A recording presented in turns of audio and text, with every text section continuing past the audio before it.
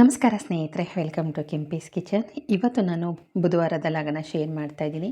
ಇವತ್ತು ಸಿಂಪಲ್ಲಾಗಿ ಪಲಾವ್ ಮಾಡ್ತಾಯಿದ್ದೀನಿ. ಹಾಗೆ ಸ್ವಲ್ಪ ಮನೆ ಕೆಲಸ ಅಂತೂ ಖಂಡಿತ ಇದ್ದೇ ಇರುತ್ತೆ. ಇದ್ರ ಜೊತೆಗೆ ಸ್ವಲ್ಪ ಮಾತುಕತೆ ಅಂತ. ಬನ್ನಿ ವಿಡಿಯೋ ಶುರು ಮಾಡೋಣ. ವಿಡಿಯೋ ಇಷ್ಟ ಆದಲ್ಲಿ ಒಂದು ಲೈಕ್ ಕೊಡಿ. ಹೊಸ್ದಾಗಿ ನೋಡ್ತಾ ಇರೋರು ಸಬ್ಸ್ಕ್ರೈಬ್ ಮಾಡ್ಕೊಳ್ಳಿ. ನಿಮ್ಮ ಅನಿಸಿಕೆ ಅಭಿಪ್ರಾಯಗಳನ್ನು ಕಮೆಂಟ್ ಹಾಕಿ ಅಂತ ಹೇಳ್ತಾ ವೆಲ್ಕಮ್ ಟು ಕೆಂಪೀಸ್ ಕಿಚನ್. ಇವತ್ತು ಕಡಲೆಕಾಳು ಮತ್ತು ಬಟಾಣಿ ಮತ್ತು ನವಿಲುಕೋಸು, ಕ್ಯಾರೆಟು, ಬೀನ್ಸು ಎಲ್ಲನೂ ಹಾಕಿ ಪಲಾವ್ನ ಮಾಡ್ತಾಯಿದ್ದೀನಿ. ತುಂಬಾ ಚೆನ್ನಾಗಿರುತ್ತೆ, ಜೊತೆಗೆ ಪ್ರೋಟೀನ್ ಯುಕ್ತ ಅಂತಲೂ ಹೇಳ್ಬೋದು.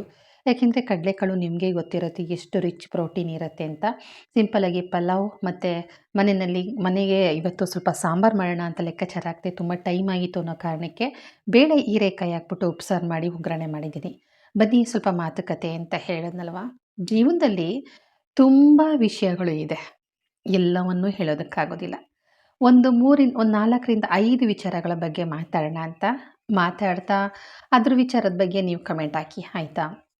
ಫಸ್ಟ್ ಆಫ್ ಆಲ್, ಜೀವನದಲ್ಲಿ ಯಾರೇ ಆದ್ರೂ ಜೀವನದಲ್ಲಿ ಫಸ್ಟ್ ನಾವು ಚೆನ್ನಾಗಿರಬೇಕು, ಜೀವನದಲ್ಲಿ ಮೇಲೆ ಬರಬೇಕು, ನಮ್ಮನ್ನು ಯಾರು ಅನ್ನಬಾರ್ದು. ಏನೇ ಮಾತಾಡೋದು ತಪ್ಪಾಗುತ್ತೆ, ಏನು ಮಾತಾಡೋದು ಸರಿ ಇಲ್ಲ ಅಂತ ಹೇಳ್ತಾರೆ. ಏನು ಮಾತಾಡಬೇಕು ಅಂತ ನಮ್ಗೆ ಗೊತ್ತಿಲ್ಲ. ಯಾವ ಥರ ನಮ್ಮ ಜೀವನದಲ್ಲಿ ನಾವು ಯಾವ ರೀತಿ ನಿರ್ಧಾರಗಳನ್ನು ತಗೊಳ್ಬೇಕು ಅಂತೆಲ್ಲ ಯೋಚನೆ ಮಾಡ್ತೀವಿ ಅಲ್ವಾ? ಆದರೆ ಕೆಲವೊಂದು ನಿರ್ಧಾರಗಳನ್ನು ನಾವು ಮಾಡೋದ್ರಿಂದ ನಮ್ಮ ಲೈಫಲ್ಲಿ ಒಂದು ಒಳ್ಳೆ ರೀತಿಯಾಗಿ ನಾವು ಚೆನ್ನಾಗಿರ್ಬೋದು, ಒಂದು ಒಳ್ಳೆ ಖುಷಿ ಸಿಗುತ್ತೆ ಅಂತ ಅನ್ಬೋದು. ಮೊದಲನೇದಾಗಿ, ಯಾರೇ ಆದರೂ ಅಷ್ಟೇ ನಮ್ಮ ಮೇಲೆ ನಮಗೆ ನಂಬಿಕೆ ಇಟ್ಕೋಬೇಕು. ಜೀವನದಲ್ಲಿ ಸೋಲು ಅಂತ ಬಂದ ತಕ್ಷಣ ನಾನು ಮುಂದೆ ಗೆಲ್ಲೋದೇ ಇಲ್ಲ, ನನ್ನನ್ನು ಎಲ್ಲರೂ ಆಡ್ಕೊಳ್ತಾರೆ, ಎಲ್ಲರೂ ಅಂತಾರೆ, ನನ್ನ ಜೀವನದಲ್ಲಿ ಇನ್ನು ಗೆಲುವೇ ಕಾಣೋದಿಲ್ಲ, ನನ್ನ ಲೈಫು ಮುಗಿದೋಯ್ತು, ಸೋತೋಯ್ತು ಅಂದ್ಕೊಂಡು ಬೇರೆಯವ್ರ ಮಾತಿಗೆ ಕಿವಿ ಕೊಟ್ಟು ಬೇರೆಯವ್ರಿಗೆ ಮಾತಿಗೆ ಮನಸ್ಸನ್ನು ಕೊಟ್ಟು ನಮ್ಮ ಜೀವನದಲ್ಲಿ ನಾವು ಸೋಲನ್ನು ಒಪ್ಕೊಂಡ್ಬಿಟ್ರೆ ತುಂಬಾ ಕಷ್ಟ. ನಾವು ಯಾವತ್ತೂ ಸೋಲನ್ನು ಒಪ್ಕೊಳ್ಳಬಾರ್ದು. ಸೋಲನ್ನು ನಾವು ಯಾವತ್ತೂ ಜೀವನದಲ್ಲಿ ಎದುರಿಸಿ ನಿಲ್ಲಬೇಕು. ಜೊತೆಗೆ ನಮ್ಮ ಬಗ್ಗೆ ನಮಗೆ ನಂಬಿಕೆ ಇಟ್ಕೊಳ್ತು ಅಂದರೆ ಲೈಫಲ್ಲಿ ಏನೇ ಬಂದರೂ ನಾವು ಅಚೀವ್ ಮಾಡ್ಬೋದು. ನಿಜವಾಗ್ಲೂ ನಮ್ಮ ಕಣ್ಣಿನ ಕನ್ನಡಿಯನ್ನು ತೆರೆಯೋ ಮುಂಚೆ ನಮ್ಮ ಮನಸ್ಸಿನ ಕನ್ನಡಿನ ಓಪನ್ ಮಾಡಬೇಕಾಗುತ್ತೆ, ನಮ್ಮ ಮನಸ್ಸಿನ ಕ್ಯಾಮ್ರಾನ ಓಪನ್ ಮಾಡಬೇಕಾಗುತ್ತೆ, ನಮ್ಮ ಮನಸ್ಸಿನ ಕಣ್ಣನ್ನು ಓಪನ್ ಮಾಡಬೇಕಾಗುತ್ತೆ. ನಮ್ಮ ಕಣ್ಣು ಯಾವಾಗಲೂ ಓಪನ್ ಆಗೇ ಇರುತ್ತೆ, ಆದರೆ ಅದನ್ನು ಫಿಲ್ಟ್ರ್ ಮಾಡೋದಕ್ಕೆ ಬರೋದಿಲ್ಲ. ಆದರೆ ನಮ್ಮ ಮನಸ್ಸಿನ ಕಣ್ಣು, ನಮ್ಮ ಮನಸ್ಸಿನ ಕನ್ನಡಿ ಅದಕ್ಕೆ ಫಿಲ್ಟ್ರ್ ಮಾಡೋದಕ್ಕೆ ತುಂಬ ಚೆನ್ನಾಗಿರುತ್ತೆ. ಅದಕ್ಕೆ ಹೇಳಿದ್ದು, ಫಸ್ಟು ನಮ್ಮನ್ನು ನಾವು ನಂಬಿಕೆ ಇಟ್ಕೊಡ್ಬೇಕಾಗತ್ತೆ. ಎರಡನೇದು, ಟೈಮ್ ಮ್ಯಾನೇಜ್ಮೆಂಟ್. ಮನುಷ್ಯನಿಗೆ ಟೈಮ್ ಅನ್ನೋದು ಎಷ್ಟು ಇಂಪಾರ್ಟೆಂಟ್ ಅಂದರೆ, ಯಾರನ್ನು ಬೇಕಾದರೂ ಕೆಳಗೆ ಮಾಡುತ್ತೆ, ಯಾರನ್ನು ಬೇಕಾದರೂ ಮೇಲ್ ಮಾಡುತ್ತೆ. ಲೈಫಲ್ಲಿ ಹೀಗಿದ್ದನು ಹೀಗಿರೋದೇ ಇಲ್ಲ. ಸೋಲ್ತಾ ಇದ್ದೀನಿ ಅಂತನ್ನೋನು ಗೆಲ್ಬೋದು, ಗೆಲ್ತಾ ಇರ್ತೀವಿ ಅನ್ನೋರು ಸೋಲ್ಬೋದು. ಸೋತವನು ಸತ್ತ, ಗೆದ್ದವನು ಸೋತ ಅಂತಾರಲ್ಲ, ಆ ಥರ ಜೀವನದಲ್ಲಿ ಆಗಬಾರ್ದು ಅಂತಂದರೆ ನಮ್ಮ ಲೈಫಲ್ಲಿ ಟೈಮ್ ಮ್ಯಾನೇಜ್ಮೆಂಟ್ ಅನ್ನೋದು ತುಂಬ ತುಂಬ ತುಂಬ ತುಂಬಾ ಮುಖ್ಯ. ಹೌದು, ಟೈಮ್ ಮ್ಯಾನೇಜ್ಮೆಂಟ್ ಮಾಡೋದ್ರ ಜೊತೆಗೆ ನಮ್ಮ ಲೈಫಲ್ಲಿ ಕೆಲವೊಂದು ನಿರ್ಧಾರಗಳನ್ನು, ಕೆಲವೊಂದು ಕನಸುಗಳನ್ನು ಕನಸಾಗೇ ಇಟ್ಕೋಬಾರ್ದು. ಹೌದು, ಜೀವನ ಪೂರ್ತಿ ನಾವು ಕನಸು ಕಾಣ್ಕೊಳ್ತಾ ಕೂತ್ಕೊಂಡ್ರೆ ಏನು ಪ್ರಯೋಜನ? ಕನಸನ್ನು ನನಸು ಮಾಡ್ಕೊಳ್ಳೋದು ಯಾವಾಗ? ಲೈಫಲ್ಲಿ ಬರೀ ಕನಸು ಕಾಣ್ತಾನೇ ಕೂತ್ಕೊಂಡ್ರೆ ಅದು ತಿರುಕನ ಕನಸು ಆಗೋದಿಲ್ವಾ? ಹೌದಲ್ವಾ? ಯಾವತ್ತೇ ಆದರೂ ಜೀವನದಲ್ಲಿ ನಾವು ನಮ್ಮ ನಿರ್ಧಾರಗಳನ್ನು, ನಮ್ಮ ಕನಸನ್ನಾಗಿ ನಾವು ಮಾಡ್ಕೋಬಾರ್ದು. ನಮ್ಮ ನಿರ್ಧಾರಗಳನ್ನು ನನಸಾಗಿ ಮಾಡ್ಕೋಬೇಕು. ನಮ್ಮ ನಿರ್ಧಾರಗಳು ಛಲವಾಗಿ ನಿಲ್ಲಬೇಕು. ಏನೇ ಅಂದ್ರೂ ಯಾವುದಕ್ಕೂ ಜಗ್ದೇ ಯಾವುದೇ ನಿರ್ಧಾರ, ಮನೆ ಕಟ್ಟಬೇಕು, ಗಾಡಿ ತೊಗೋಬೇಕು, ಮದುವೆ ಮಾಡ್ಕೊಳ್ಳೋ ವಿಚಾರ. ಯಾಕೆಂದರೆ ಒಂದೇ ಅಂತಲ್ಲ, ಮನೆ ತೊಗೋಬೇಕಾದ್ರೆ 108 ಜನ 108 ಥರ ಕಲ್ಲಾಗ್ತಾರೆ. ಮದುವೆ ಮಾಡ್ಕೋಬೇಕಾದ್ರೂ ಹುಡುಗಿ ಸರಿಯಿಲ್ಲ ಅಂತ, ಹುಡುಗ ಸರಿಯಿಲ್ಲ ಅಂತ ಫಿಟ್ಟಿಂಗ್ ಇಡ್ಬೋದು, ಅಥವಾ ಹುಡುಗಿ ಸರಿಯಿಲ್ಲ ಅಂತ ಫಿಟ್ಟಿಂಗ್ ಇಡ್ಬೋದು. ಮನೆ ಕಟ್ಟಬೇಕಾದ್ರೆ ಸೈಟೇ ಸರಿ ಇಲ್ಲ ಅಂತ ಅನ್ಬೋದು. ಆ ಮನೆ ಕಟ್ಟಬೇಕಾದ್ರೆ ದುಡ್ಡು ಕಾಸು ಇದ್ರೂ ಕೊಡದೇ ಇರ್ಬೋದು. ಇವೆಲ್ಲವೂ ನಮ್ಮ ಕನಸಾಗಿರುತ್ತೆ. ಆದರೆ ಕನಸುಗಳನ್ನು ತಗೋಬೇಕಾದ್ರೆ ನಿರ್ಧಾರಗಳಿರ್ತಾವಲ್ಲ, ಅವು ಗಟ್ಟಿಯಾಗಿ ನಿಲ್ಲಬೇಕು ಅಂತ ನಾವು ಹೇಳ್ತೀವಿ. ಯಾವುದೇ ನಮ್ಮ ನಿರ್ಧಾರಗಳು ಗಟ್ಟಿಯಾಗಿತ್ತು ಅಂತಂದರೆ ನಮ್ಮ ಕನಸನ್ನು ಈಡೇರಿಸ್ಕೊಳ್ಳೋದಕ್ಕೆ ಸಹಾಯ ಆಗುತ್ತೆ. ನಮ್ಮ ನಿರ್ಧಾರಗಳು, ಕನಸುಗಳು ಕನಸಾಗಿ ಇರಬಾರ್ದು, ಅವು ನನಸು ಮಾಡ್ಕೋಬೇಕು ಅಂತ ಅನ್ನೋದಾದರೆ ನಾವು ಆಲೋಚನೆ ಮಾಡೋ ನಿರ್ಧಾರಗಳು ಕರೆಕ್ಟಾಗಿರಬೇಕು ಅಂತ ನಾನು ಹೇಳ್ತೀನಿ. ಇನ್ನೊಂದೇನು ಗೊತ್ತಾ? ನಮ್ಮ ಲೈಫಲ್ಲಿ ನಾವು ಕೆಟ್ಟವರು ಅನ್ನಿಸ್ಕೊಳ್ಳೋದು ತುಂಬ ಬೇಗ ಅನ್ನಿಸ್ಕೊಬಿಡ್ಬೋದು. ಅದೇ ಒಳ್ಳೆಯವರು ಅನ್ನಿಸ್ಕೊಳ್ಳೋದು ತುಂಬ ಕಷ್ಟ. ಒಳ್ಳೆಯವರು ಅಂತ ಅನ್ನಿಸ್ಕೊಂಡ್ಮೇಲೆ ಆ ಒಳ್ಳೆತನ ಕಾಪಾಡೋದಿದೆಯಲ್ಲ, ಅದು ಇನ್ನೂ ಕಷ್ಟ. ಲೈಫಲ್ಲಿ ಮೌನ ಅನ್ನೋದಕ್ಕೆ ಅಷ್ಟು ಬೆಲೆ ಇದೆ. ಮೌನ ಮಾತಾಡುತ್ತೆ. ಮೌನದಿಂದ ಒಬ್ಬ ಮನುಷ್ಯನ ಬೆಲೆ ಹೆಚ್ಚುತ್ತೆ ಅಂತಂದರೆ ನೀವು ನಂಬ್ತೀರಾ? ಎಲ್ಲಿ ಮಾತಾಡಬೇಕು ನಾವು ಅಲ್ಲಿ ಮಾತಾಡಲ್ಲ, ಎಲ್ಲಿ ಮೌನವಾಗಿರಬೇಕು ಅಲ್ಲಿ ಮೌನವಾಗಿರೋಲ್ಲ.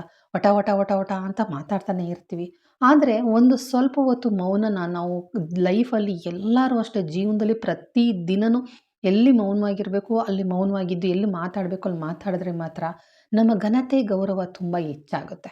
ಹೌದು ಸ್ನೇಹಿತರೆ, ಲೈಫಲ್ಲಿ ಮೌನಕ್ಕೆ ಅಷ್ಟೂ ಬೆಲೆ ಇದೆ. ಮಾತು ಬೆಳ್ಳಿ, ಮೌನ ಬಂಗಾರ ಅಂತನ್ನೋದು ಅಷ್ಟು ದೊಡ್ಡವರು ಹೇಳುವಂಥ ಮಾತು ಎಷ್ಟು ಸತ್ಯ ಅಲ್ವಾ? ಮೌನಕ್ಕಿರುವಂತಹ ಶಕ್ತಿ ಮಾತಿಗಿಲ್ಲ ಅಂತಲೇ ನಾನು ಹೇಳ್ತೀನಿ. ಮೌನ ಅನ್ನೋದು ಒಬ್ಬ ಮನುಷ್ಯನಿಗೆ ಗೌರವ ತಂದುಕೊಡುತ್ತೆ.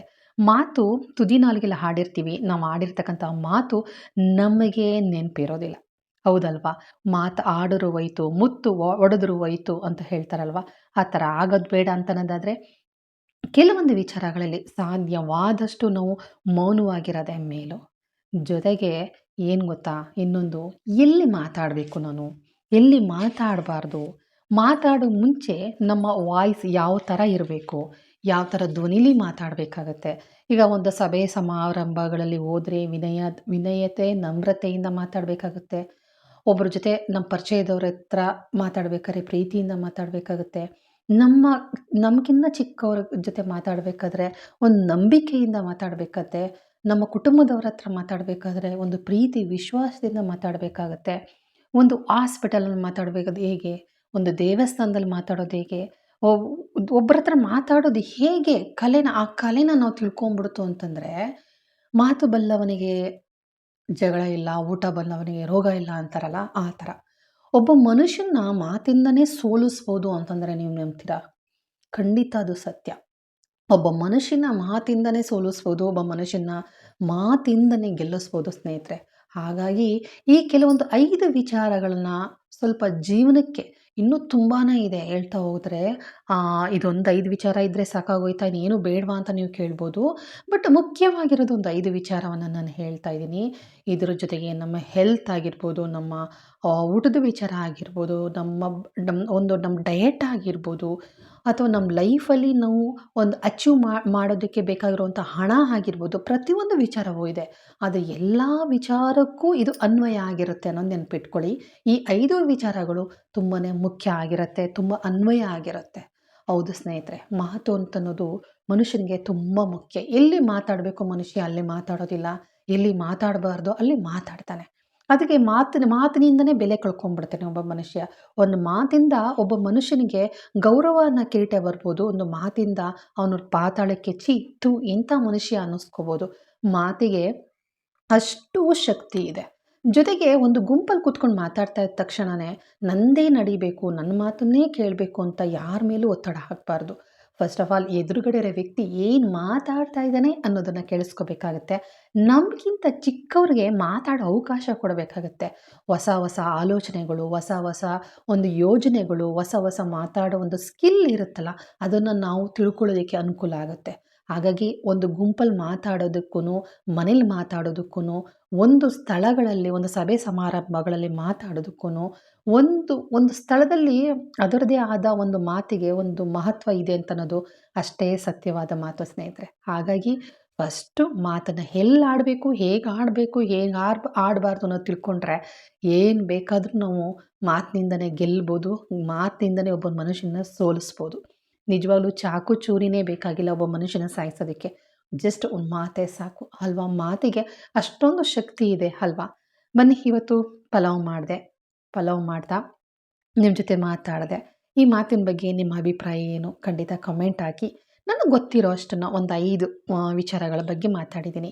ಮಾತಿಲ್ವಾ ಇಷ್ಟಕ್ಕೆ ಮುಗಿದೋಯ್ತಾ ಅಂತ ನೀವು ಕೇಳ್ಬೋದು. ತುಂಬ ಮಾತುಗಳಿವೆ. ಮಾತಾಡ್ತಾ ಇದ್ದರೆ ಯಾರ ತಲೆಗೆ ಎಷ್ಟೆಷ್ಟು ಹೋಗುತ್ತೋ ಗೊತ್ತಿಲ್ಲ. ಸ್ವಲ್ಪ ಸ್ವಲ್ಪ ಹೇಳ್ತಾ ಹೋದರೆ ಹೌದಲ್ವಾ ಅನ್ನೋದು ಎಲ್ಲರಿಗೂ ಅರ್ಥ ಆಗುತ್ತೆ. ಲೈಫಲ್ಲಿ ನಿರ್ಧಾರಗಳು, ಆಮೇಲೆ ಒಂದು ಟೈಮ್ ಮ್ಯಾನೇಜ್ಮೆಂಟ್, ಮಾತನ್ನು ಎಲ್ಲಾಡಬೇಕು ಎಲ್ಲಾಡಬಾರ್ದು, ಒಂದು ಮೌನ, ಲೈಫಲ್ಲಿ ಪ್ರತಿಯೊಂದು ವಿಚಾರಗಳನ್ನು, ಈ 5 ವಿಚಾರಗಳನ್ನು ತಿಳ್ಕೊಂಡ್ರೆ ಪ್ರತಿಯೊಂದು ವಿಚಾರಕ್ಕೂ ಅದು ಅನ್ವಯ ಆಗಿರುತ್ತೆ. ಸಂಸಾರಕ್ಕಾಗಿರ್ಬೋದು, ಬಿಸ್ನೆಸ್ಗಾಗಿರ್ಬೋದು, ಅಥವಾ ನಮ್ಮ ಅಕ್ಕಪಕ್ಕದವ್ರ ಜೊತೆಗಾಗಿರ್ಬೋದು, ಸಂಬಂಧಿಕರುಗಳ ಜೊತೆ ಆಗಿರ್ಬೋದು. ನಾನು ಒಬ್ಬ ಮನುಷ್ಯ ಮಾತಾಡದೆ ಒಂದು ಇಡೀ ದಿನ ಬೇಡ, ಕಡಿಮೆ ಅಂದ್ರೂ ಒಂದು ಅರ್ಧ ಗಂಟೆ ಮೌನವಾಗಿರಲಿ ಒಬ್ಬ ಮನುಷ್ಯ. ಅವನ ಮನಸ್ಸಿನಲ್ಲಿ ಅವ್ನು ಮಾಡಿರೋ ತಪ್ಪೇನು ಸರಿಯೇನು ಎಲ್ಲವೂ ಗೊತ್ತಾಗುತ್ತೆ. ಹಾಗಾಗಿ ಮೌನಕ್ಕೆ ಅಷ್ಟೊಂದು ಬೆಲೆ ಇದೆ ಅಂತ ನಾನು ಒತ್ತಿ ಒತ್ತಿ ಹೇಳ್ತಾ ಇದ್ದೀನಿ. ಬನ್ನಿ, ಇವತ್ತು ನೀಟಾಗೆಲ್ಲ ಪಲಾವ್ ಮಾಡಿದೆ. ಪಲಾವ್ ಹೇಗೆ ಮಾಡಿದೆ ಅಂತ ನೋಡಿದ್ರಲ್ಲ, ಪಲಾವ್ ಮಾಡ್ತಾ ಇದ್ದಂಗೆ ಸ್ವಲ್ಪ ಆ ಕಡೆ ಎಲ್ಲ ಎಣ್ಣೆ ಜಿಡ್ಡು ಥರ ಆಗ್ತಾಯಿತ್ತು. ಒಂದು ವಾರಕ್ಕೆ 1 ಸಲ 2 ಸಲ ಇದನ್ನೆಲ್ಲ ಕ್ಲೀನ್ ಮಾಡ್ಕೊಳ್ತಾ ಇರ್ತೀನಿ. ಹಾಗಾಗಿ ಕ್ಲೀನ್ ಮಾಡ್ಕೊಂಬಿಡೋಣ ಅಂತಂದ್ಬಿಟ್ಟು ಎಲ್ಲನೂ ಸ್ವಲ್ಪ ಎಲ್ಲನೂ ರೆಡಿ ಮಾಡಿಕೊಂಡು ಎಲ್ಲ ಒರೆಸ್ಕೊಂಡು ಎಲ್ಲ ರೆಡಿ ಮಾಡ್ಕೊಳ್ತಾ ಇದ್ದೀನಿ ಸ್ನೇಹಿತರೆ. ಓಕೆ, ಏನು ಅನ್ನಿಸ್ತು ಅಂತ ಖಂಡಿತ ಕಮೆಂಟ್ ಹಾಕಿ. ಜೀವನದಲ್ಲಿ ನಾವು ತಗೊಳ್ಳೋ ನಿರ್ಧಾರಗಳಿದೆಯಲ್ಲ, ಒಬ್ಬ ಮನುಷ್ಯನ ಮೇಲೆ ಮಾಡುತ್ತೆ, ಒಬ್ಬ ಮನುಷ್ಯನ ಕೆಳ ಮಾಡುತ್ತೆ. ಒಬ್ಬನ ಬಡವನು ಮಾಡ್ಬೋದು, ಒಬ್ಬ ಶ್ರೀಮಂತರನ್ನು ಮಾಡ್ಬೋದು, ಒಬ್ಬನ ಮರ್ಯಾದೆನ ತೆಗಿಲೂಬೋದು, ಒಬ್ಬರಿಗೆ ಮರ್ಯಾದೆನೂ ಕೊಡ್ಬೋದು. ಇವೆಲ್ಲವೂ ಒಂದಕ್ಕೊಂದು ಅನ್ವಯ ಆಗಿರೋದರಿಂದ ಪ್ರತಿಯೊಬ್ಬರು ನಮ್ಮ ಜೀವನದಲ್ಲಿ ಅಳವಡಿಸ್ಕೊಳ್ಳೇಬೇಕಾಗುತ್ತೆ. ಟೈಮ್ ಮ್ಯಾನೇಜ್ಮೆಂಟ್ ಅನ್ನೋದು ಎಷ್ಟು ಮುಖ್ಯ ಅಂತ ನಮಗೆ ಗೊತ್ತಿರತ್ತಲ್ವ. ಟೈಮ್ ಸೆನ್ಸ್ ಇಲ್ಲದೇ ಇರೋವಂಥ ಮನುಷ್ಯ ಯಾವತ್ತೇ ಆಗಲಿ ಒಂದು ಶಿಸ್ತುಬದ್ಧ ಜೀವನನ ನಡೆಸೋದಕ್ಕಾಗೋದಿಲ್ಲ. ಇವತ್ತಾಗೋ ಕೆಲಸನ ನಾಳೆ ಮಾಡ್ಕೊಳ್ಳೋಣ, ಈಗ ಮಾಡೋ ಕೆಲಸನ ಸಂಜೆ ಮಾಡೋಣ, ಅಯ್ಯೋ ಈಗ ತಿಂಡಿನ ಮಧ್ಯಾಹ್ನ ತಿಂದ್ರಾಯ್ತು, ಮಧ್ಯಾಹ್ನ ತಿನ್ನೋ ಊಟನ ಸಂಜೆ 5 ಗಂಟೆ ತಿಂದ್ರಾಯ್ತು, ಅಯ್ಯೋ 12 ಗಂಟೆ ತಾನೇ ಮನಿಕೊಂಡ್ರಾಯ್ತು, ಅಯ್ಯೋ ಎದ್ರೆ ಆಯಿತು ಅಂತಂದರೆ ಕಾಲ ಅನ್ನೋದು ನಮಗೋಸ್ಕರ ಕಾಯೋದಿಲ್ಲ. ಮಳೆಗಾಲ, ಚಳಿಗಾಲ, ಬೇಸಿಗೆ ಕಾಲ, ಈ ಕಾಲಗಳು ಅವು ಸೋಂಬೇರಿತನದಿಂದ ಇರೋದಿಲ್ಲ. ಏನೇ ಆಗಲಿ ಏನೇ ಹೋಗಲಿ ನಮ್ಮ ಟೈಮು ಸರಿಯಾಗಿ ನಂದೇನಿದೆಯೋ ಅದನ್ನು ಕಾಲಕ್ಕೆ ತಕ್ಕಾಗೆ ನಾನು ನಡ್ಕೋಬೇಕು ಅಂತ ನಡೀತಾ ಇರುತ್ತೆ.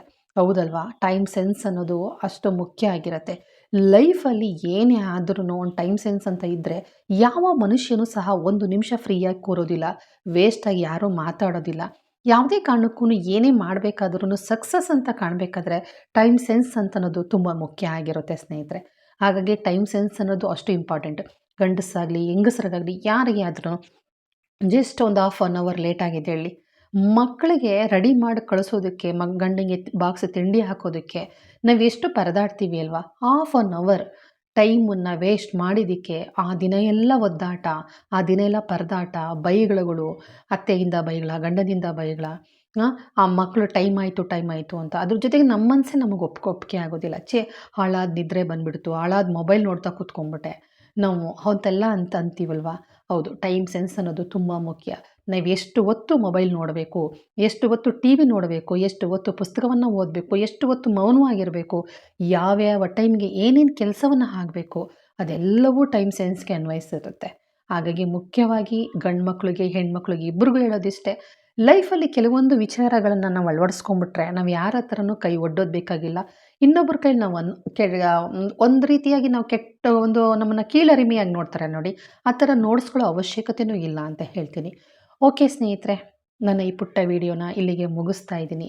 ನಿಮ್ಮ ಅನಿಸಿಕೆ ಅಭಿಪ್ರಾಯಗಳನ್ನು ಕಮೆಂಟ್ ಹಾಕಿ. ಏನು ಅನ್ನಿಸ್ತು ನಿಮ್ಮ ಅಭಿಪ್ರಾಯನ ಖಂಡಿತ ಹೇಳಿ ಅಂತ ಹೇಳ್ತಾ, ಈ ಪುಟ್ಟ ವಿಡಿಯೋನ ಇಲ್ಲಿಗೆ ಮುಗಿಸ್ತಾ ಇದ್ದೀನಿ. ನೆಕ್ಸ್ಟ್ ವಿಡಿಯೋದಲ್ಲಿ ಸಿಗ್ತೀನಿ. Thank you.